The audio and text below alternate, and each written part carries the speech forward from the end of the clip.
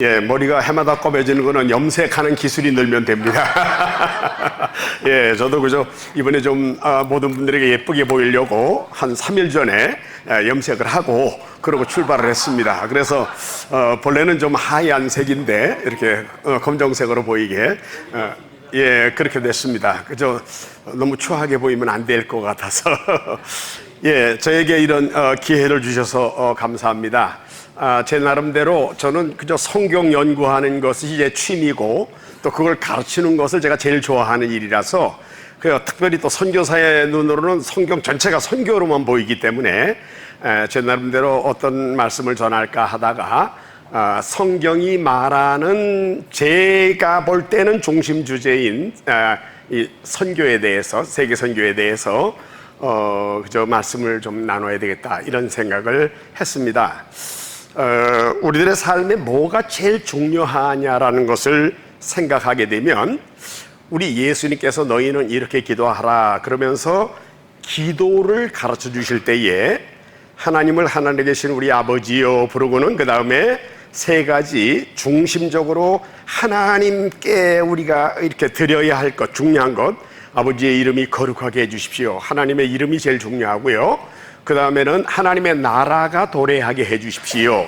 그 다음에 하나님의 뜻, 하나님의 계획이 그대로 성취되게 해주십시오라는 것을 우리가 기도할 때만, 왜냐하면 제일 중요한 거로 기도하잖아요. 기도할 때만 중요한 것이 아니라 실제로 우리들의 삶에서도 이것이 프라이어리티가 돼야 된다는 생각에서 하나님의 이름, 하나님의 영광이요, 다른 말로 바꾸면 하나님 나라, 그 다음에 하나님의 뜻, 이것을 구하라고 하나님이 가르치셨고, 또 우리의 필요에 대해서는 오늘 필요한 거, 시간적으로 오늘 필요한 건 오늘의 일용할 양식, 먹는 것만 아니라 우리가 필요한 거 다 있죠. 그거 달라고 기도하고, 그 다음에 우리의 과거에 아직도 우리를 얽어매는 문제들, 죄의 문제는 용서해 달라고 회개하는, 그 다음에 또 미래에 대해서는 죄에 빠지지 말고 시험에 들지 않게 해달라고 기도하라는 그런 내용을 기도하라고 주님이 가르쳐 주셨기 때문에 제 나름대로는 우리들의 예수 믿는 사람들이라 그러면 우리들의 삶에 이 하나님의 이름, 하나님 나라, 하나님의 뜻,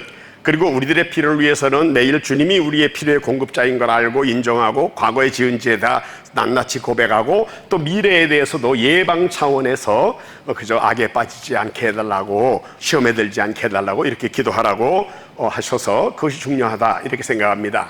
그런데 왜 우리가 하나님 앞에 그렇게 기도해야 되느냐면 하늘에 계신 우리 아버지께 기도하는 거예요. 하늘에 계신, 하늘에 계신이라는 말을 우리가 그냥 뭐 하나님이 계시는 데가 하늘인가가 아니고요. 예를 들면 뭐 청와대에 계신 누구 그러면은 대한민국을 통치하는 분이라는 거 아니겠어요?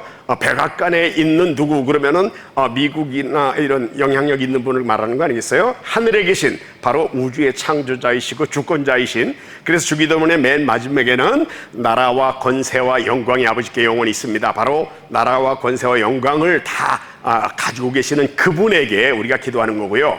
또 하나님과 우리와의 관계는 아버지, 우리 아버지.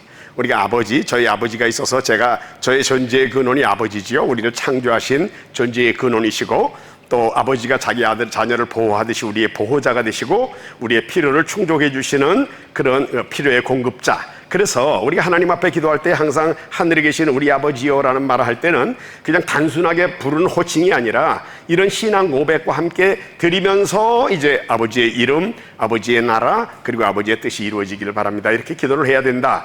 이렇게 생각이 돼서 우리들의 삶에서 제일 중요한 것을 주기도문 속에다가 가르쳐 주셨다. 이런 생각을 했습니다. 그러면 우리 하나님 누구십니까? 우리의 삶은 그 하나님에게 맞춰져야 되는데요. 하나님은 성경이 말하는 성경 전체의 주인공이신 우리 하나님은 창세기 1장 1절부터 태초에 하나님이 천지를 창조하시니라 라고 말씀하시는 우주의 만물의 창조자이십니다. 그러기에 모든 우리들의 존재가 그분에게 달려있는 거지요. 그런데 하나님은 단지 창조만 하신 분이 아니라 그 전지전능하신 능력으로 만들어 놓으셨고 전지전능하신 능력으로 모든 걸 아시는 상황에서 지금도 통치하시는 주권자 하나님이신데, 하나님은 우주를 만드시고 통치하실 때에 나름대로 하나님의 계획이 있어서 하나님이 이 우주 만물을 만들고 그 주권적으로 그것을 인도하시는 하나님이시다라는 겁니다. 사실 누가 무엇을 만든다 그러면은요, 만들 때에 분명히 목적이 있습니다. 마이크를 왜 만들었어요? 소리를 크게 해가지고 모두가 듣게 하려는 그 필요가 있어서 용도가 있는 거지요. 이 포인트는 이렇게 뭐를 가르치게 하려고 만들어질 때 목적이 있습니다. 그래서 모든 피조물을 만들어진 존재는 만드시니가 그것을 만들 때에 목적이 있는 거죠. 근데 우주 만물도 마찬가지입니다. 하나님이 우주 만물을 만드실 때에 야, 심심하니까 한번 만들어 볼까? 그러고 만드신 게 아니에요. 하나님의 목적이 있다 그 말이에요. 그런데 성경은 하나님의 이 우주적인 목적을 처음부터 우리들에게 성경을 통해서 알려주셨다라고 말을 합니다. 그런데 그 알려주신 방법은 뭐 처음에 아브라함에게 그저 본토 친척 떠나라 그러면서 이제 말씀하실 때는 약속의 형태로 이렇게 해줄게, 약속의 형태로 말씀하셨고요. 그 다음에는 또 너희는 가만히 있어 내가 하나님 됨을 알지어다 이렇게 선언적으로 뭔가 하려는 것을 말씀하신 경우도 있고, 또 많은 경우에는 예언의 형태로 이렇게 될 것이니라 예언적으로 말씀을 하셨습니다. 그것이 뭐 약속의 형태로 주셨던, 선언적으로 됐던, 또는 그 예언의 형태로 됐던, 하나님이 미래에 하시려고 하시는 일을 미리 알려주시는 거거든요. 그러니까 하나님의 목적, 계획을 보여주는 거예요. 앞으로 하나님이 보기를 원하시는 그 결과가 바로 이걸 한마디로 언약이라는 단어로 쓰는데, 이 언약 속에는 하나님의 목적, 계획이 분명히 나타나 있다 하는 것을 우리가 알 수 있습니다. 그러면 성경 전체 속에서 하나님이 하시려는 일이 뭐냐? 하나님의 목적, 하나님의 계획을 미션 퍼스펙티브스 프로그램에서는 그저 종합해서 밝혀놓기를 세 방향으로 하나님의 목적이 나타납니다. 첫째, 하나님의 목적은 하나님 자신을 향해서는 그 하나님의 이 탁월하심, 다른 말로 영광이라고 그러는데요.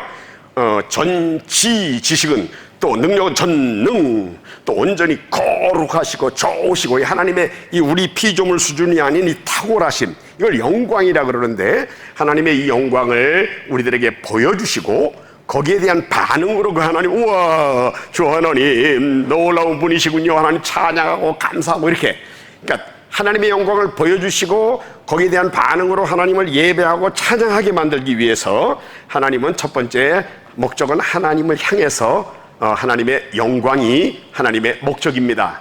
둘째는 우리 같은 죄인들, 죄지었다고 그냥 하나님의 그 거룩하심이 공의로 나타나가지고 벌만 주시는 게 아니라 하나님의 좋으심이 나타나가지고 예수님을 우리 대신 벌받아 죽게 하시고 예수님의 십자가의 은혜로 우리가 죄 용서받고 하나님 자녀되고 영원한 천국의 복을 누리게 해주시는 거. 두 번째 하나님의 목적이 나타나는 방향은 우리 사람들의 구원과 복지입니다. 영원한 복까지요. 세 번째는 악의, 사탄의 권세, 공중 권세 잡은 자의 이 죄의 세력을 다 패멸시키시고, 사탄이 지배하던 공중 권세 잡은 자의 이 영역을 다 패하고 하나님의 공의롭고 온전하신 통치가 완전히 나타나게 하는 하나님 나라의 도래.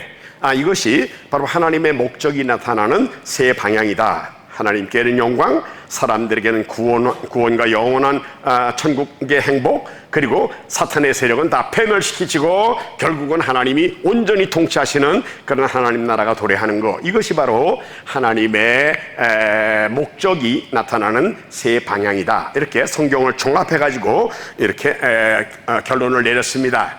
그런데 성경에 보니까 하나님이 뭘 하려고 그러신지를 미리 알려주셨다고 그랬습니다. 특별히 이사야서 14장 24절 이하에 보면은 이사야가 이렇게 고백합니다. 만군의 여호와께서 맹세하여 이르시되, 하나님 그냥 말씀하셔도 그대로 하실 분인데 왜 맹세까지 하십니까? 히브리서 6장 17절에 보면은 하나님이 맹세로 하신 일은요, 절대로 변경하지 않고 그대로 할 것을 강조하기 위해서 맹세로 말씀하셨다고 그랬어요. 그런데 지금 하나님이 맹세까지 하시면서 하시는 말씀이 뭔가 하면, 내가 생각한 것이 반드시 된다. 우리말로는 생각한 것이라고 말했지만 영어 성경에 as I have planned, 내가 계획한 것, 하나님이 계획한 건 그대로 된다는 말이에요. 그 다음에 계속해서 내가 경영한 것은 반드시 이룬다. 경영한 것이라고 그랬는데 역시 또 영어에는 as I have purposed, 내가 목적한 것은 그대로 된다. 하나님이 계획하고 하나님이 목적했던 일은 그대로 된다라고 지금 하나님이 맹세까지 하시면서 하시는 말씀이에요. 그런데 하나님의 계획과 이 하나님의 경영, 목적의 범위가 어떤가 하면은 26절에 보니까 이것이 온 세계를 향하여 정한 경영이다. 이스라엘 12지파만을 위한 게 아닙니다. 전 세계, 우리 한국과 태국과 온 인류를 다 포함해가지고 모든 종족을 다 포함해서 온 세계를 향하여 하나님이 결정하셔가지고 이루시는 하나님의 경영이고요. 또 하나님의 이것을 이루는 손, 이거는 이제 손이라고 표현했지만 이거는 anthropomorphism이라고 그러죠. 신인 동성 동형법이라고 그러죠. 하나님이 하시는 일을 인간의 형태로 설명하는, 하나님이 손을 펴가지고 하나님의 계획대로 목적대로 되게 하시는 거, 이걸 말하는 겁니다. 하나님이 이걸 실제로 이루신다는 말이에요. 근데 누구를 위하여? 온 세계를 위하여. 그러니까 하나님이 온 세계 모든 나라 모든 종족들에 대한 계획을 가지고 계시고 친히 하나님이 그 계획을 하나님의 계획대로 이루시는 하나님이시다라는 것을 지금 분명하게 말씀하신다 그 말이에요. 그래서 결론과 같이 27절에 만군의 여호와께서 경영하셨은즉 누가 능히 그것을 패하겠느냐? 아무도 없어요. 또 그의 손을 펴셨은즉, 하나님이 직접 지금 손을 펴가지고 그 일을 이루고 계시는데 누가 능히 그것을 돌이킬 수 있겠느냐? 하나님의 계획과 하나님의 목적은 분명히 반드시 그대로 됩니다 라는 것을 성경은 분명하게 말하고 있습니다. 시편에서도 역시 같은 얘기입니다만은 시편 33편 8절에 보면은 온 땅은, 여기 온 땅이라는 단어, 저는 시편을 읽다가 시편이 세계 선교라는 주제로 꽉 차 있는 걸 발견한 때가 있습니다. 근데 가만히 보니까 내 눈에는 보이는데 왜 다른 사람 눈에는 그게 안 보이나 했더니 이 땅이라는 단어를 어떻게 해석하느냐에 따라 달렸습니다.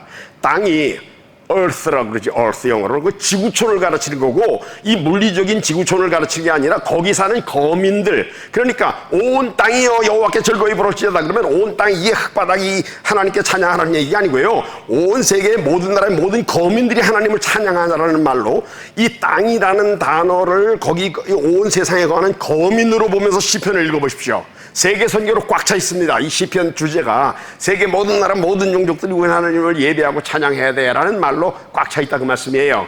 그런데 바로 이 시편 33장 8절에도 하반절에 세상의 모든 거민들은, 그게 바로 그 앞에 나오는 온 땅하고 같은 말이지요. 그를 경외해라.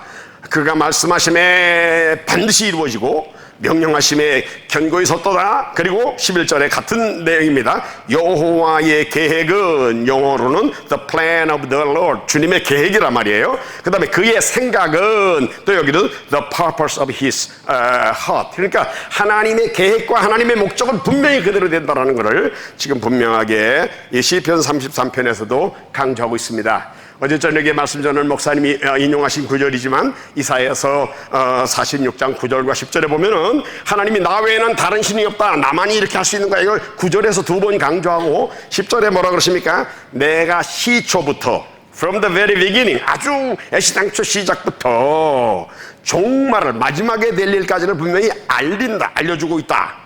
아직 이루지 않는 일을 예적부터 보여줬다라고 하나님이 분명히 하고 계시는 일을 지금 알려주신 겁니다. 그러면은 성경 속에서 분명히 알려주셨는데요, 우리가 구약의 창세기에 가보면 특별히 12장 1절부터 3절에 아브라함을 불러가지고 너의 본토 친척 아버지집을 떠나라고 하실 때 하나님이 처음으로 분명하게 상징이나 뭐 다른 형태로 말씀하신 게 아니고요, 말씀으로 직접 말씀하셨어. 내가 이런 거 하려고 그래, 이렇게 분명하게. 그런데 1절은 명령의 형태로 되어 있고요, 2절과 3절 상반절은 약속이고, 그 다음에 3절 하반절은 또 약속인데 온 인류를 위한 약속으로 창세기 12장 1절부터 3절이 이루어져 있습니다. 그런데 1절에 하나님이 주신 명령을 보면은요, 하나님께서 아브라함에게 복을 주시면서 주신 내용인데, 여호와께서 아브라함에게 이르시되 너는 너의 고향과 친척과 아비의 집을 떠나라. Leave your country, your people and your father's household 그랬어요. 자기 고향, 자기 나라 떠나야 되는 거야. 우리 대한민국 다 떠났죠 지금. 예? 그다음에 your people, 한국 사람의 커뮤니티를 떠나야 돼요. 왜? 현지인들에게 가서 복음 전하려니까 자꾸 한국 사람들하고만 가서 영양범벅궁 되면 안 되니까. 그래야 세계 복음화가 되려고 그러면은 우리 민족을 넘어서야 되잖아요. 그다음에 너의 아버지의 집을 떠나라. 이제는 세상의 보호장막을 떠나서 하나님만 의지하고 가는 겁니다. 이것이 1절에 아브라함에게 주신 명령이고, 이 명령에 순종하면은 자신과 자신의 자손들이 받는 복을 2절과 3절에 말했는데, 내가 너로 큰 민족을 이루게 해주겠다. 자손들이 이제 번성하고 잘 된다는 얘기죠. 그리고 내가 내게 주겠다, 복을 주겠다. 만복의 근원이신 하나님이 주시는 복이니까 이건 진짜 복이고 큰 복입니다. 그 다음에 내 이름을 창대하게 만들어줄게. 좋은 이름으로 유명하게 된다는 겁니다. 그 다음에 너를 복이 되게 해줄게. 여러분, 복이 되게 해준다. 어디 가든지. 옛날 우리 개역 성경에는 네가 복의 근원이 된다 그러는데 그건 번역이 틀린 거고요. You will be a blessing. 너가 복이 되는 거야. 하나님이 복의 근원이시고요. 우리는 그 복의 복을 받아가지고 전달하는 도구요, 전달자로 우리가 이제 존재하게 되는 거죠. 그리고 3절 상반절에는 누가 너를 축복해? 그럼 내가 복을 줄게. 누가 너를 저주해? 그럼 내가 저주한다. 얼마나 1절의 명령에 순종하는 사람들에게 하나님이 특별 대우를 하시는지를 볼 수 있죠. 저는요, 제가 그런 생각합니다. 제가 본토 친척 아비 집 떠나가지고 인도네시아에 가서 지금 인도네시아 사람들을 위해서 일하잖아요. 1절 명령 순종했습니다. 약속에 누가 너를 축복하면 내가 복 줄게. 근데 누가 너를 저주하면 내가 저주한다. 그러니까 제가 분명히 말합니다. 저를 축복하는 사람 복 받게 돼 있구나. 왜? 하나님의 약속이니까요. 그러나 선교사들 저주하다 큰일 납니다. 여러분 아시죠? 이 말씀에. 그러니까 우리가 이제 선교사님을 위해서 기도해야 되는 거 당연하고요. 여기까지는 아브라함과 아브라함의 자손이 받을 복이지만, 진짜 중요한 내용은 3절 하반절에 예수님께서 땅의 모든 족속이 너로 말미암아 복을 얻을 것이니라 그러시는 거예요. All peoples on earth will be blessed through you. 여러분, 이 지구상에 살고 있는 모든 종족들이 너를 통해 가지고 복을 받게 되겠다는 거예요. 이거는요, 직설법으로 직접 다른 해석이 불가능해요. 하나님이 지금 아브라함에게 내가 너를 통해서 세계 모든 나라 모든 종족들을 복 주려고 그래, 딱 분명하게 말씀하셨다고요. 이건 다른 해석으로 하면 안 돼요. 하나님 말씀 마음대로 바꾸면 안 됩니다. 분명히 땅의 모든 족속이 아브라함을 통하여 복을 받도록 되어 있어요. 그런데 이게 복이 뭐냐 그 말이지요. 항상 성경은 성경으로 해석해야 된다는 원칙이지 않습니까? 갈라디아서 3장 6절에 바울이 이 구절을 인용하면서 갈라디아 3장 8절에 또 하나님이 이방을 믿음으로 말미암아 의로 정하실 것을 성경이 미리 알고 아브라함에게 복음을 전하다. 이걸 복음이라고 했어요. 모든 이방인이 너로 말미암아 복을 얻을 것이라고 그랬다. 여러분, 얼마나 분명한 해석입니까? 성경의 구약에 아브라함에게 말씀하셨고 갈라디아서에 그것을 해석해놨는데 믿음으로 말미암아 의롭다 안 받는다. 누가? 모든 이방 사람들이. 그러니까요, 아브라함에게 약속하신 복은요, 이신칭의의 복입니다. 이방 사람들 다 죄인이지만 우리 한국 사람들, 태국 사람들 다 죄인이에요. 그렇지만 우리가 예수님의 십자가의 은혜로 예수를 믿기만 하면 믿음으로 말미암아 의롭다 함고 받고 천국 백성 되고 영생을 누리게 되는 거, 바로 이 복이에요. 분명히 성경으로 해석하면 분명히 그런 답이 나온다고요. 그러게 이게 복음이지요. 이걸 복음을 말하되라고 갈라디아 3장 8절 중간에 분명히 말했고, 분명히 창세기 12장 3절 하반절을 갈라디아 3장 8절의 인용을 고구절이라고 분명히 말하고 있는 겁니다. 그러니까 사실 아브라함을 불러가지고 하나님이 약속으로 주신 것은 세계 모든 다른 모든 종족들이 앞으로 믿음으로 말미암아 의롭다함 받고 천국 백성이 될 거야 라는 것을 하나님이 이미 분명하게 약속하셨다라는 것을 우리가 분명히 알 수 있죠. 하나님은 아브라함에게 소돔과 고모라를 멸망시키는 천사를 보내셨을 때 또 그런 얘기 하셨어요. 내가 뭐 이거 아브라함한테까지 숨길 필요가 있겠냐 그러면서 18절에 창세기 18장 18절에 아브라함은 강대한 나라가 되고 천하만민 온 세계 모든 나라 모든 종족들은 그로 말미암아 복을 받게 될 것이 아니냐. 하나님이 지금 하나님 마음속에 있는 하나님의 계획, 요거를 지금 은근히 말씀하시는 거죠. 천하 만민이 아브라함을 통해서 복을 받게 돼 있어, 이렇게 분명히 말씀하셨어요. 그런데 그게 나중에 22장의 모리아에서 내 아들을 제물로 바쳐라라고 말씀하실 때에 좀 더 구체적으로 이건 이제 계시의 점진성이라고 그러죠. 처음에는 좀 불분명하게 나타나다가 나중에 더 분명하게 스페시픽하게 찍어서 알려주시는 거죠. 22장에서는 이제 아브라함이 우직하게 자기들까지 잡아가지고 제물로 드린다 그러니까 멈춰라 그러고는 네가 이제 이 명령까지 순종했으니까 내가 너한테 말씀한다 그러면서 창세기 22장 16절에 여호와께서 이르시기를 내가 나를 가르쳐 맹세하노니, 맹세까지 하는 거예요. 아까 말씀드렸어요. 히브리서 6장 17절에 절대로 변경하지 않을 거야, 이거는 그렇게 말씀하신 거예요. 그리고는 18절에 뭐라고 그러십니까? 내 씨로 말미암아, through your offspring, 내 자손으로 말미암아, 그 말이지요. 천하 만민이 복을 받겠다. All nations on earth will be blessed through your offspring. 그러니까 여기 근데 요 내시라는 단어를 갈라디아서 3장 16절에 보면은 바울이 한 사람을 가르쳐서 예수님이 바로 그리스도가 바로 그분이다라는 거예요. 그러니까 하나님은요, 앞으로 아브라함의 자손 중에 예수님이 오시는데 예수님을 통하여 땅의 모든 나라의 사람들이 복을 받게 될 거야. 아까 처음에 말씀하신 대로 이신득의 믿음으로 말미암아 의롭다 함고 구원받는 일이 이루어질 거다라고 아브라함에게 분명히 약속의 형태로 말씀하셨습니다. 그리고 그 다음에 이삭의 시대에 가나안 땅에 흉년이 들어가가지고 이삭이 애굽으로 먹을 거 찾으러 가려고 그러니까 가지 말라고 그러시면서 하나님이 또 이삭에게 나타나가지고 똑같은 말씀을 또 하시는데 너 애굽으로 가지 말아라. 네가 여기 있으면, 이 땅에 그대로 있으면 내가 너와 함께해서 내게 복을 준다. 내가 모든 땅을 너와 내 자손에게 준다. 그러면서 내가 내 아버지 아브라함에게 맹세한 것을 이루어, 조금 전에 22장에서 맹세하셨잖아요. 땅의 모든 족속이 내 자손으로 말미암아 복을 받을 거라고. 똑같은 내용을 4절에 내 자손을 하늘의 별과 같이 번성케 하며 이 모든 땅을 내 자손에게 주겠다. 내 자손으로 말미암아 천하 만민이 복을 받게 되겠다. Through your offspring, all nations on earth will be blessed. 분명하게 말씀하셨어요. 그러니까 너 아브라함의 자손 오면은 세계 모든 나라 사람들이 복 받을 거야.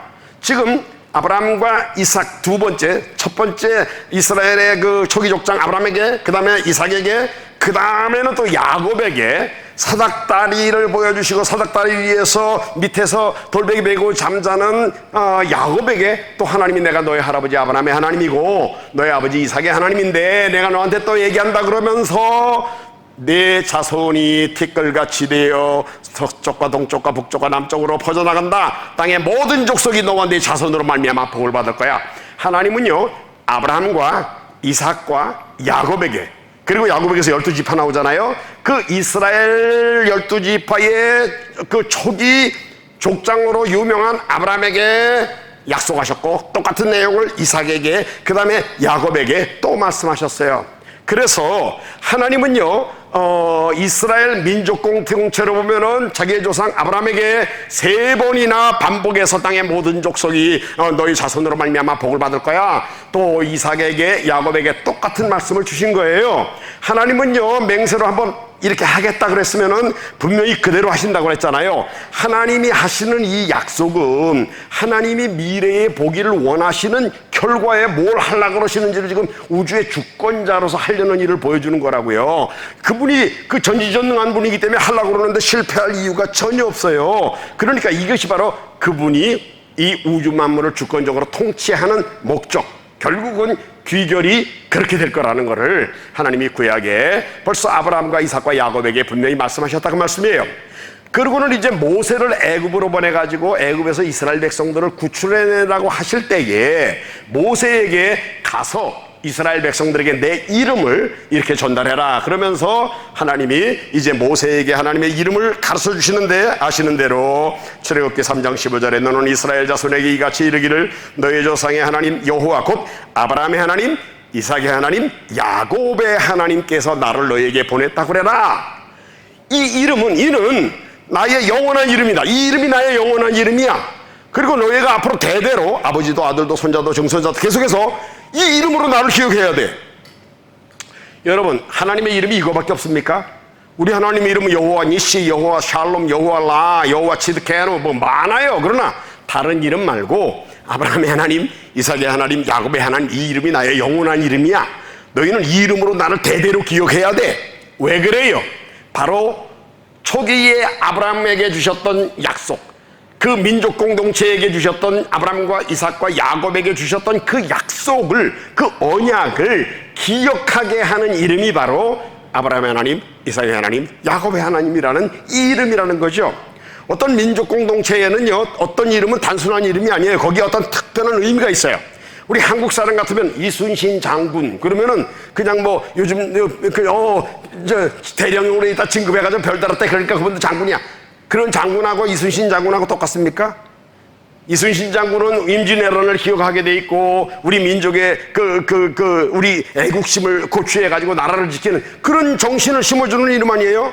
저희 누님은 이름이 인자인데 우리 누님 인자하고 그 유관순 누나하고 어떻게 다릅니까? 유관순 누나는 3.1 독립 만세를 기억하게 만들고 그게 우리 민족의 자주권이 얼마나 중요한가를 기억하게 만드는 이름 아니에요? 적어도 이스라엘 민족 공동체에게는 아브라함의 하나님, 이삭의 하나님, 이 야곱의 하나님이라는 이름은 하나님이 아브라함과 이삭과 야곱에게 주셨던 이 언약을 기억하게 하는 이름이고 그 언약에 담겨진 내용이 우리 민족은 땅의 모든 족속을 복받게 하려고 하나님이 택하신 민족이야라는 것을 기억하게 만드는 이름이다 그 말이에요. 그러므로 이 이름 속에는 세 가지 중요한 내용이 담겨 있습니다. 하나님 어떤 분이냐?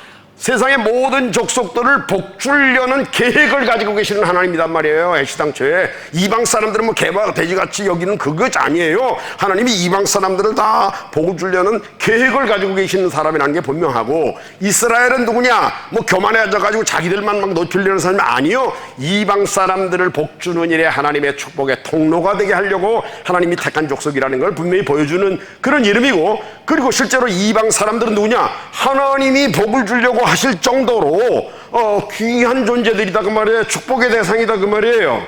그러니까 애시당초 창세기 때부터 아브라함, 이삭, 야곱을 택할 때부터, 그리고 이 이름으로 말씀하실 때 하나님은 이 세계 모든 나라 모든 종족들을 복주려는 계획과 목적을 가지고 지금 우주를 통치하고 섭리하시는 하나님이다라는 것을 너무나도 분명하게 보여주잖아요. 그래서 여기까지만 보면은 하나님이 분명히 이스라엘을 택한 목적이 세계 모든 나라 모든 종족들을 복주기 위한 거다라는 것을 우리가 분명히 알 수 있고, 두 번째로는 구약시대에 아브라함의 자손들에게는 약속의 형태를 주셨지만 선언적으로 주권자 하나님이 너희는 가만히 있어 내가 하나님 됨을 알지요다 이렇게 선언하시는 거예요. 선언. 그러시면서 뭇 나라 중에서 All nations죠. 열방 중에서 내 이름이 높임받게 될 거야. 내가 세계 중에서 높임을 받을 거야. 주권자 통치자 하나님이 앞으로 어떻게 이 우주를 섭리해 가실 것인가를 선언적으로 말씀하시잖아요. 하나님이 이렇게 선언해놓고 이걸 못 이루실 수도 있어요? 전지전능한 하나님인데요, 아무도 이걸 방해할 수 없습니다. 이대로 되게 돼 있다 그 말이에요. 그러니까 우리는 뭐 분명하게 하나님이 이렇게 이루실 줄을 믿는 거고요. 이게 두 번째입니다. 그러니까 첫째는 약속의 형태를 주셨어요. 뭘 하려고 그러시는지를. 두 번째는 선언적으로 내가 이런 거 하려고 그래 말씀하셨어요. 그런데 성경 구약에 보면은요, 수백 군데에, 정말 많은 군데에 예언의 형태로 앞으로 이렇게 하려고 그래 라고 말씀하셨는데, 그걸 다 제가 소개할 수가 없어서 중요하게 그저 제가 중요한 구절이라고 생각되는 것만 좀 일부 소개를 드리면, 시편 22편 아시죠? 십자가의 예수님의 고난으로 시작해서 다 이루었다라는 예수님의 그 마지막 선언과 같이 이 시편 22편이 엘리 엘리 라마산이라는 말로 시작해가지고 맨 마지막에 다 이룰 것이다 이렇게 나와요. 그래서 사실은 시편 22편은 예수님의 십자가와 십자가 후에 나오는 찬송 부활을 상징하고 그 다음에 세계 선교에 대한 내용으로 되어 있는데, 거기 보면은 땅의 모든 끝이, 여러분 땅의 모든 끝이 어딥니까? 여기서 끝까지 가면 바다가 나오고 바다 있는 데가 땅끝이에요. 그러니까 해변가입니다. 땅의 끝, 이쪽만 아니라 모든 끝, 땅의 모든 끝이 여호와를 기억하고 돌아오며 모든 나라의 모든 종족이 주님 앞에 예배하게 될 것입니다. 얼마나 분명한 예언입니까? 또 시편 86편 9절에 주께서 지으신 모든 종족, 모든 민족, 이 지구상에 있는 종족 중에 하나님이 짓지 않는 종족은 없어요. 모든 종족이 다 민족이 다 와서 주님 앞에 경배하며 주의 이름의 영광을 돌리게 될 것입니다. 얼마나 분명한 예언입니까? 또 우리가 잘 아는 구절이죠. 스바냐 2장 11절에도 역시 이방의 모든 해변이니까 땅끝이죠. 모든 땅끝이요. 거기에 사람들이 각각 자기 처소에서 하나님께 경배하게 되겠다. 그리고 물이 바다 덮음같이 여호와의 영광을 인정하는 것이 세상에 가득하게 될 것이다. 얼마나 분명한 예언들입니까? 이렇게 구약에는요 분명한 예언들이 수백 군데 있습니다. 특별히 시편 같은 데 보면은요, 그저 땅이라는 단어하고 열방의 그 방백들 이런 말을 보면서 보세요. 세계가 다 하나님을 예배하도록 되어 있는 것을 우리가 보게 됩니다. 구약의 맨 마지막 성경인 말라기서 1장 11절은 어떻게 보면 구약 성경의 예언의 결론적인 선언이에요. 같이 좀 읽어보겠습니다. 이건 너무 중요한 구절이기 때문에요.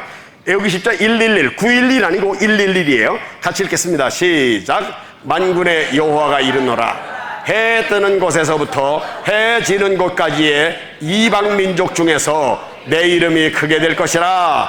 각처에서 내 이름을 위하여 분향하며 깨끗한 제물을 드리리니 이는 내 이름이 이방 민족 중에서 크게 될 것임이니라. 아멘. 얼마나 분명한 예언입니까?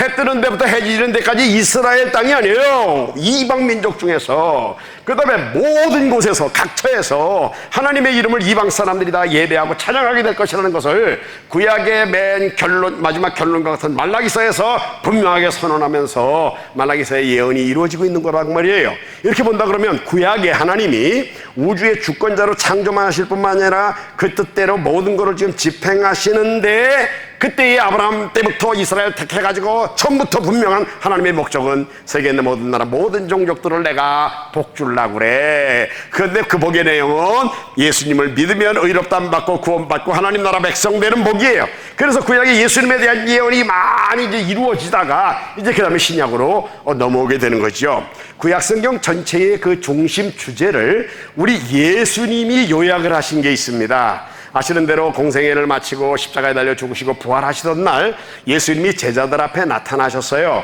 그 제자들 앞에서 예수님이 누가복음 24장 44절부터 보면은 이렇게 말씀하십니다. 또 이르시되 내가 너희와 함께 있을 때에 너희에게 말한 바 곧 모세의 율법과 모세오경이죠. 선지자의 글, 선지자와 역사서들입니다. 역사서가 다 선지자들이 썼으니까요. 그 다음에 시가서들, 시편에 나를 가리켜 기록된 모든 것이 이루어지리라 한 말이 이것이다. 구약 성경을 요점 정리하시면서 구약이 바로 나에 대한 기록이야 라고 말씀하시고, 제자들의 마음을 열어서 그 말씀 깨닫게 하신 다음에 구약 성경을 우리 예수님이 두 개의 중심 주제로 요약을 해주신 것을 우리가 여기서 볼 수 있습니다. 그런데 첫 번째 구약 성경 전체의 중심 주제가 46절에 또 이르시되 이같이 그리스도가 고난을 받으시겠다. 그리고 사흘 만에 죽은 자 가운데서 다시 부활하실 거야. 그리스도의 고난과 부활, 이것이 구약 성경 전체의 첫 번째 중심 주제입니다. 그리고는 그 다음 절에 또 하나 있어요. 47절. 또 그의 이름으로 제사함을 얻게 하는 회개가 예루살렘에서 시작해서 모든 족속들에게 전파되겠다. 그러니까 이건 세계 선교죠. 그러니까 구약이 다른 사람들은 뭐 어떻게 해석할지 몰라도 예수님에 의하면 그리스도의 고난과 부활 그리고 세계 선교, 이게 구약 성경 전체의 메인 팀이에요. 중심 주제예요. 예수님이 그렇게 요약하셨다고요. 예수님보다 성경 더 잘하는 사람이 있어요? 말씀이라는 대명사로 불리우시는 분인데 그분이 구약 성경 전체 중심 내용이 뭐냐고, 나에 대한 건데 그리스도의 고난과 부활 그리고 세계 선교, 이게 중심 내용이야. 분명히 그렇게 말씀하셨습니다. 그러니까 다른 걸 가지고 막 씨름하는 거, 이거는 그저 격가지를 가지고 씨름하는 거예요. 메인 팀의 중심 주제로 들어가서 우리가 관찰을 해야 된다, 그 말씀이에요. 근데 구약은 그렇고요. 신약의 중심 내용은요, 아시는 대로 신약성경 27권을 놓고 보면은 그 신약성경 27권의 그 헬라어 단어로 보면은 58%에 해당되는 단어가 바울과 바울의 선교팀이 쓴 것이, 반 이상을 바울과 바울의 선교팀이 신약성경의 내용을 기록을 했습니다. 그런데 바울이 혼자 27권 중에 13권을 썼어요. 13권을. 로마서부터 빌레몬. 그 다음에 그 누가라는 사람이 제일 많이 썼죠. 혼자 썼으니까 이렇게 많이. 누가복음하고 사도행전을 썼어요. 사실 누가가 쓴 분량이 신약의 최고 많은 분량입니다. 이 바울이 쓴 13권보다 더 많아요. 분량으로 따지면. 그 다음에 마가. 그런데 이 사람이 누굽니까? 마가와 누가가 누굽니까? 바울이 죽기 전에 마지막으로 써버린 디모데후서의 마지막 장에 누가만 나와 함께 있느니라. 바울이 죽기까지 동역자였어요. 그리고 내가 올 때 마가를 데리고 와라. 마가도 나의 유익하다. 그러니까 마가도 바울의 동역자예요. 그러니까 바울이 죽을 때 이 말을 한 걸로 보면은 이들이 끝까지 바울의 메시지와 이들의 메시지가 일치된다는 걸 우리가 분명히 알 수 있잖아요. 누가 저하고 같이 일하는데 이 사람이 이단적인 소리를 해 자꾸 그러면 제가 끝까지 같이 할 수 있어요? 없잖아요. 너 이단이구나, 사탄은 물러가나, 헤어질 거 아니에요. 그런데 지금 이 누가와 마가는 바울이 죽기 직전에 마지막으로 쓴 디모데후서 마지막 장에서도 동역자로 인정하고 있잖아요. 그러니까 이들이 전한 메시지, 이들이 쓴 것이 신약 성경의 절대 분량인데 이 중심 주제, 그 중에 대표가 바울이죠. 바울이 전한 메시지가 신약의 중심 메시지라고 봐도 틀림이 없을 거다 그 말이에요. 예루살렘 공회가 이방 교회에 보내는 편지를 써보낼 때 바울에 대하여 예루살렘 교회 지도자들이 우리 주 예수 그리스도의 이름을 위하여 생명을 아끼지 아니하는 자인 우리가 사랑하는 바나바와 바울을 예수님을 위하여 생명 내놓은 자다, 우리 예루살렘 교회 지도자들이 사랑하는 인물이라고 인정하고 있는 것을 볼 수 있지 않습니까?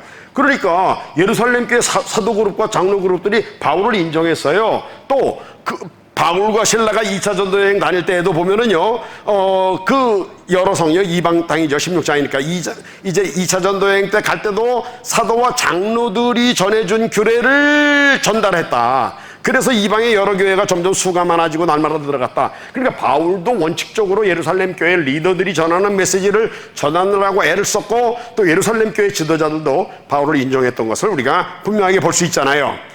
그리고 갈라디아 2장 6절에 보면은 바울이 이렇게 말합니다. 유력하다는 이들, 예루살렘 교회 이제 사도와 장로 이런 분들이죠.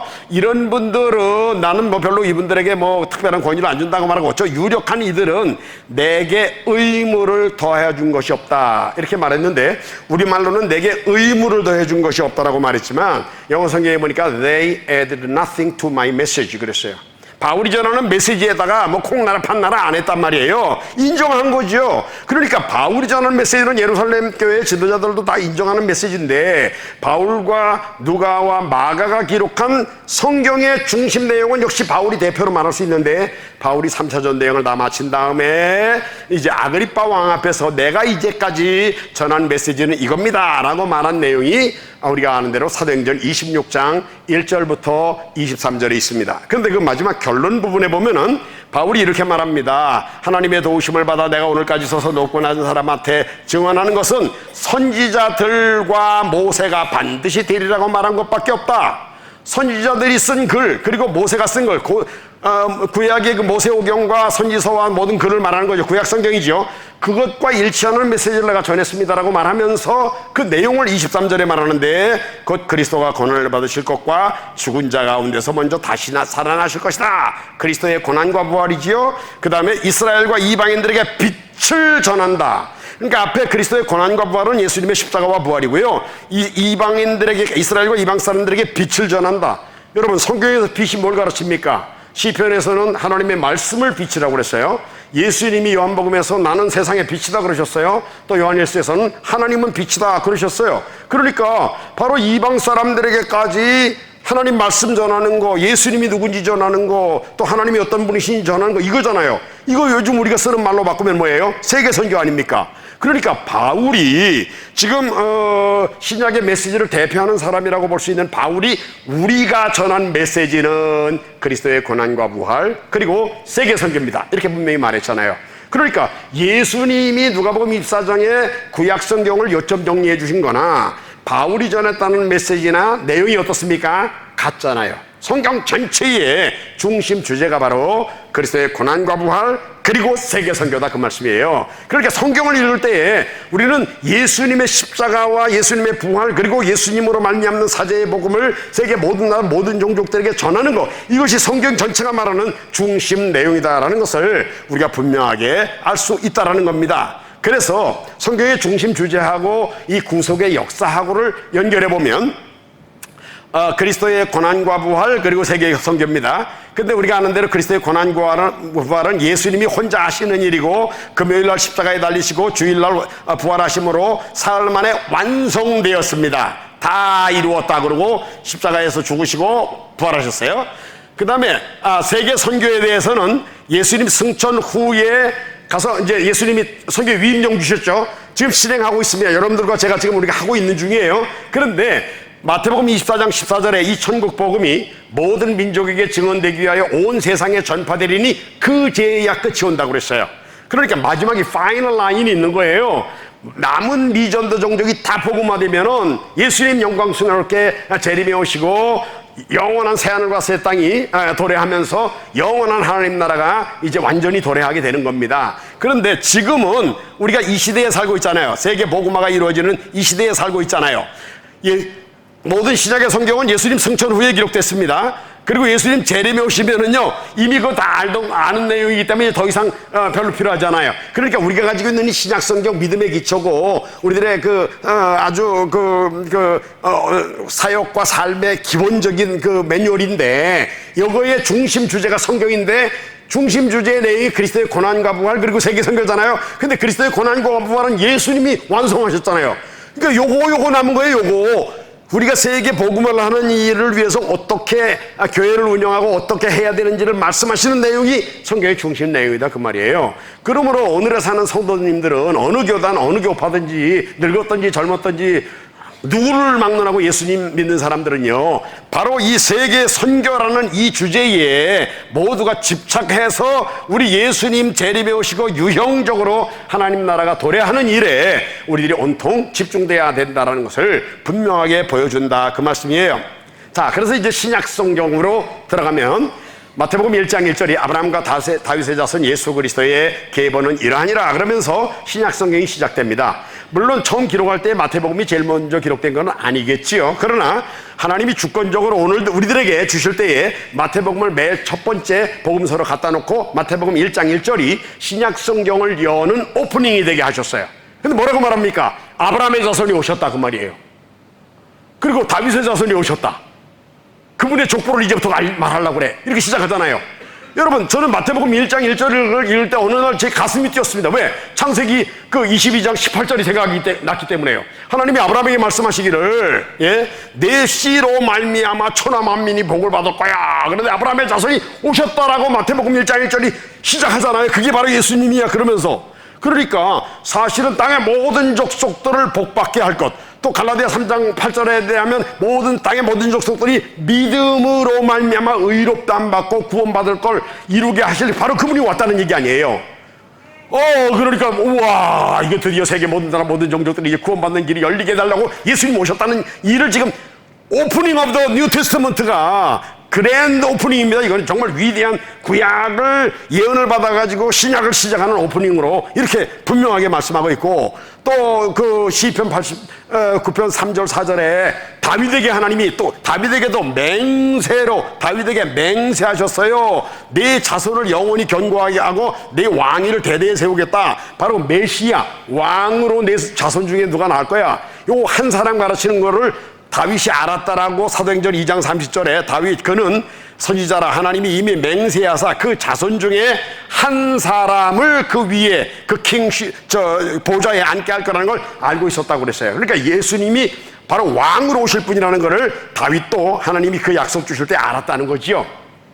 자, 그래서 아브라함의 자손이 오셨다. 세계 모든 만민을 구원받게 할 뿐이야. 다윗의 자손이 오셨어요. 왕이에요. 평화의 왕. 그런데 그 왕의 통치 영역은 구약 성경에 보면은 특별히 다니엘서 7장 13, 14절에 보면은 다윗의 자손으로 오신 분인데, 거기 보면 다니엘이 본 환상 중에 인자 같은 이가 구름을 타고 와서 옛적부터 항상 계신 이에게 인도되매, 인자 같은 이 구름 타고 온다는 건 무슨 장면입니까? 예수님 재림하시는 장면이잖아요. 분명히 다니엘 7장 13절이 옛적부터 항상 계시니 성부 하나님을 가르치고요, 그에게 권세와 능력과 나라를 준다, 통치권을 준다 그 말이에요. 그래가지고 모든 백성과 나라들과 모든 방언을 말하는 자로 그를 섬기게 하였으니 그의 권세는 영원한 권세라 패하지 아니할 것이다. 영원한 하나님 나라의 왕국의 왕으로 오신다는 얘기인데, 그의 백성을 모든 all peoples and nations, then every man of languages라고, 세계 모든 나라의 모든 종족의 모든 언어권자들이 그분의 통치에 속하는 백성들이 될 거야. 그의 나라는 영원한 나라라 패하지 않을 것이다. 얼마나 분명하게 예언하고 있습니까? 그래서요, 사실은 마태복음 1장 1절이 구약성경의 예언을 받아가지고 바로 온 인류를 구원하려고 오신 아브라함의 자손, 하나님의 어린 양이라고 예표되는 십자가에서 우리 죄를 대신 벌받아주는 그분인데, 그분이 예수님이야. 근데 동시에 그분은 온 세계 모든 나라 모든 백성들을 평화로 통치할 영원한 왕이다. 유대지파의 사자로 예표되는 그분이 바로 예수님이야. 그분이 오셨다. 그분의 이제 하시는 일을 기록하려고 그래. 그러면서 신약 성경이 시작이 되는 거지요. 그러니까 얼마나 놀라운 일인지 모릅니다. 신약 성경 전체가 바로 이제 예수님에 대한 건데, 예수님의 족보 속에는 일부러 이방 여자들을 4명의 이방 여자들을 집어넣어놨어요. 왜? 예수님이 이스라엘 사람만 구원하러 오신 분이 아니다라는 걸 보여주는 거죠. 그리고 이제 다른 거 생략하고 예수님이 공생애를 시작하는데 일부러 마태복음 4장 1절부터 보면은 이제 유대광야에서 마귀에게 시험 받으시고, 그 다음에 예수님이 저쪽 나사렛에, 갈릴리아 나사렛에 가셨다가 떠나가지고 스불론 땅과 납달리 지경 해변에 있는 가버나움에 가서 사셨는데, 이런 구약성경 이사야서에 예언된 게 이루어진 거야. 그러면서 스불론 납달리 땅 요단강자들 이방의 갈릴리오, 흑암에 앉은 백성이 큰 빛을 받고 사망의 땅과 그들의 앉은 자들에게 빛이 비추었다라는 이사야서의 예언이 이루어진 거야. 그렇게 말합니다. 여러분, 예수님이 지금 유대광야에서 시험 받으시고 나사렛 갔다가 가버나움에 가서 이제 자리를 잡으셨는데, 이게 구약 이사야서의 예언이 이루어진 거다 그 말이에요. 이 예언이 거기가 이방 땅 갈릴리 지역입니다. 이방 지역이에요. 흑암에 앉은 백성도 사는데요, 사망의 땅에 그늘에 앉는 자들이에요. 예수님이 공생애를 시작하시면서 마태복음의 기록은 거기에 가서 자리 잡는 일로 시작하셨다라고 분명하게 선언하고 있다 그 말이에요. 그리고는 바로 16절 다음 절이 17절이죠. 뭐라 그럽니까? 이때부터 이방 사람들 많이 모여있는 자리에 가셨을 때, 이때부터 비로소 전파하여 가라사대 회개하라, 천국이 가까웠느니라. 회개하라는 죄에 대한 문제를 지적하는 메시지와 하나님 나라의 메시지를 병합해가지고 회개하라, 천국이 가까웠느니라. 예수님은 구원자로 죄의 문제를 해결하러 온 아브라함의 자손일 뿐만 아니라 왕으로, 다윗의 자손으로 왕으로 오신 분이기 때문에 지금 왕으로서 이제 하나님 나라가 가까웠으니까 너희들 회개해, 바로 그러시면서 공생애를 시작하시는데, 누구 앞에서요? 이스라엘 사람들만 많았고요? 아니요. 여기 여러분, 이때부터라는 요 단어를 잘 기억하십시오. 바로 그 앞에가 흑암에 앉은 백성 이방 땅 갈릴리에 가셨을 때, 이때부터 비로소 전파했단 말이에요. 그러니까 예수님은요, 애시당초 시작부터 이방인들을 포함시켜 놓고 사역을 시작하셨지, 이스라엘 사람들만 많고 훈련시키고 하신 분이 아니다라는 게 분명합니다. 그래서요, 바로 이제 17절 그 다음 절 18, 19절에 보면은 예수님이 갈릴리 바닷가에서 베드로, 안드레, 야고보, 요한 부르신 장면이 나와요. 18, 19, 20절에. 그리고 그 다음에 예수님의 사역에 대한 얘기가 나오는데, 이때부터 예수님의 사역은 12제자들을 훈련시키는 훈련인데, 예수님의 12제자 훈련은 제자들을 훈련시켜서 이렇게 제자 삼는 거야. 그걸 가르쳐가지고 그 제자들이 또 예수님이 하셨던 것처럼 다른 사람들을 제자 훈련시키게 하기 위한 제자 훈련입니다. 그러니까 모본을 보여주시는 제자 훈련인데, 예수님의 제자 훈련의 특징은요, 마지막에 결론을 보면 알아요. 예수님 마지막에 제자 삼아라 할 때에 뭐라 그러십니까? 너희는 온 천하에 다니며 만민에게 복음을 전파하라는 마가복음의 그 내용을 기초로 해가지고, 그 다음에 그 마태복음 28장의 내용에 보면 너희는 가서 모든 민족을 제자 삼아라. 그러니까 예수님이 명령하신 제자 훈련은요, 모든 민족, 타 민족을 제자 삼는 cross cultural disciple making입니다. cross cultural disciple making. 여러분, 이것이 강조점이에요. 우리는 지금 우리 교회를 부흥시키기 위해서 제자 훈련하는데요, 사실은 남아있는 종족들을 다 복음화하기 위한 제자 훈련입니다. 이게 예수님의 초점. 왜? 그래야 세계 선교가 끝나는 거죠. 그래서 파이널 라인이 뭔가 하면은 가서 모든 족속 제자 삼아가지고, 그리고 마태복음 24장 14절에는 이 천국 복음이 모든 민족에게 증언되게 하여 온 세상에 전파되리니 그제야 끝이 오는 거예요. 그제야. 바로 예수님이 그 보여주신 전체의 블루프린트, 그 설계도는 모든 이전도 종족들이 복음을 듣게 만드는 거다, 그 말씀이에요. 여러분, 여기에 우리가 오늘날도 우리가 세계 선교를 한다 그러면 우리 교회를 대교회를 키우는 거, 우리 민족만 복음화되는 거, 이게 목적이 아니에요. 아직 복음을 듣지 못한 종족들이 복음을 듣게 만들어가지고 남아있는 종족들이 다 예수를 믿게 만들어야만 이 목표가 끝나는 겁니다. 그래서 예수님은 수리아 사람들 만나는 장면, 데가볼리 사람 만나는 장면, 그 다음에 두로와 시돈에서 사람들이 몰려온 장면, 그 다음에 심지어 저 이둠의 남쪽에서 오는 사람들까지 다 맞아주시면서 예수님이 제자들을 훈련하셨고, 그 다음에 이방인들을 오는 사람마다 다 병을 고쳐주셨고, 또 제자들을 데리고 일부러 타문화 노출을 훈련시키느냐고 이방 지역으로 제자들을 데리고 가셨어요. 데가볼리로 가시고 두로와 시돈으로 가시고 하시면서 사마리아 속에도 가시고 이렇게 일부러 타문화 노출 훈련을 시키셨어요. 그리고 예수님의 가르침의 내용은요, 처음부터 이방인 사렙다 과부에게 특별한 은혜 주셨어. 또 저 이방 사람 그 나만 장군에게 특별한 은혜를 베풀었어. 그리고 그 로마 군대의 백부장의 믿음을 칭찬하시고, 이방 사람들도 다 하나님의 백성이라는 걸 강조하는 이런 가르침을 가르치시고, 마지막에 때가 되면 예수님 예루살렘에 가셔서 십자가에 달려 대신 벌받아 죽으셨습니다. 그런데 바로 그 직전에 마지막으로 그 다락에서 제자들과 모였을 때에 예수님이 아버지께서 내게 하라고 주신 일을 다 이루어 가지고 내가 세상에서 아버지를 영화롭게 했습니다. 이 현재 완료형에 I have brought you glory on earth, 이 지상에서 하나님을 영화롭게 했습니다. 이미 했다고 말이에요. By completing the work you gave me to do. 성부 하나님이 성자 예수님에게 하라고 하신 일을 다 이루었대요.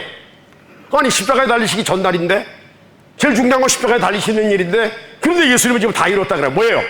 세계 복음을 할 12제자를 훈련하는 일을 다 이뤘다 그 말이에요. 그리고 예수님은 성자 나를 가르치려고 한다 그러면서 십자가와 부활 그리고 세계 선교라고 그랬잖아요. 세계 선교를 위해서 예수님이 준비하실 제자 훈련을 다 이뤘다 그 말이에요. 그리고는 이제 예수님 혼자 하셔야 되는 일인 겟세마네 동산에서 죽으시고 부활하시고 하시는 일을 그 다음에 이루시는 거예요. 그래서 이렇게 예수님이 하신 다음에 예수님이 부활하셔서 제자들에게 말씀하셨습니다. 너희는 가서 모든 민족 제자 삼아라. 예, 여러분, 예수님의 마지막 분부는 분명합니다. 예수님의 제자 훈련의 결론이에요. 그리고 복음서들의 결론의 말이 다 이 말로 되어 있습니다. 그런데 여기서 강조하는 사역의 종류를 잘 보세요. 타민족 제자 훈련입니다. 너희들 요거 하라는 거야. Cross cultural disciple making. 그 다음에 복음을 전파하라. 요게 메인 미니스트리 그 형태입니다. 타겟은 뭐냐? 온 천하에 다니며 만민에게 복음 전해라. 모든 민족을 제자 삼아라. 우리 선교사님들이 이 타겟을 잃어버렸어요. 이미 예수 믿는 사람들 있는데 다 가 있다고. 대부분이. 또 이건 안 해요. 복음 전파 안 해요. 제자 삼는 거 안 해요. 다른 거 해요. 이게 문제예요. 지금 우리 선교 자원이 모자라는 게 아닙니다. 숫자도 충분해요. 주님이 말씀하신 대로 남은 리전드 종족들에게 가장 집중해가지고 가면은요, 한 선교사가 한 종족씩 맡아가지고 가면은 세계 복음화 당장 끝낼 수 있어요. 지금 너무 몰려있다 그 말이에요. 그러니까 요거 분명히, 그러면은 주님이 같이 서줄게, 표적 나타낼게, 성령 주실게, 약속 지켜주시니까 분명히 이룰 수 있게 됐어요. 여러분, 제가 강조하고 싶은 게 바로 이겁니다. 타겟을 모든 민족 온천하 만민으로 잡아라. 사역을 요거로 잡아라. 복음 전하는 거 제자 훈련. 그러면, 그리고 파이널 라인은 이 천국 복음이 모든 민족에게 전되가요 온 세상에 전파되니 그제야끝이 온다. 그러니까 이 파이널 라인을 향해서 분명히 집중하자 그 말이에요. 그러면 이제 결국은 예수님이 십자가에 죽으실 때에 보면은 일찍 죽임을 당하사 every tribe 중에서, every language 그룹에서, people 그룹에서, 나라에서 사람들을 피로 사서 하나님께 드리셨다고 그랬어요. 세계 어떤 종족에도 예수님이 대신 벌받아 죽어주신 사람이 없는 종족은 없어요. 우리가 아직 복음을 안 해서 못 찾아낸 것 뿐이지. 그러니까 모든 이 every tribe에 있는 사람들을 우리가 가서 전해주면 그들은 구원받게 돼 있다니까. 이거를 하면은 그 다음에 완성될 일이 우리가 구원하심이 보좌에 앉으신 우리 하나님과 어린 양께 있도다. 우리가 함께 찬양하는 날이, 구원받은 사람 세계에서 다 모여가지고 찬양하는 날이 오게 돼 있다 그 말씀이에요. 저는 이런 선교대회를 하면서 우리가 열심은 있습니다. 저는 그 열심에 대해서, 열심과 희생에 대해서 의문하지는 않습니다. 그러나 주님이 시킨 대로 해야죠. 다 타겟을 분명히 주님이 말씀하셨어요. 그것도 직설보로 말로 말씀하셨어요. 뭐 이렇게 해석할 수도 있고 저렇게 해석할 수도 있는 게 아닙니다.